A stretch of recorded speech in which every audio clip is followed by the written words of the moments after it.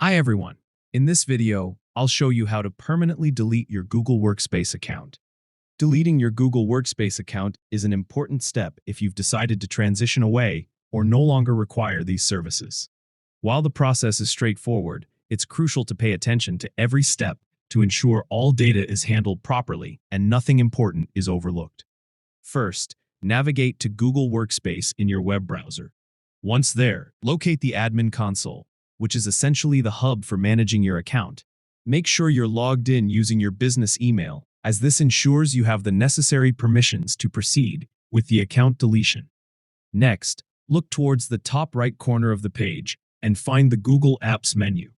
Click on this menu to display a range of options, and among them, you'll see the admin icon. Click on it to access the section where you can manage all critical account settings. Now that you're in the admin interface, navigate to the Account section. This step is crucial, as it's where the real magic happens. Within the Account section, click on Account Settings. Here, you'll find a deeper set of options related to how your account operates and is configured. In the Account Settings, look for something labeled as Account Management. Clicking on Account Management will lead you closer to the final steps required to delete the account. It's important to keep track of these selections, as each link takes you a step closer to your final goal. At the bottom of the Account Management page, you'll encounter the option to Delete Account. Before you can fully delete your Google Workspace account, you must first cancel your subscription. This step is critical to ensure there are no ongoing services tied to the account you wish to terminate.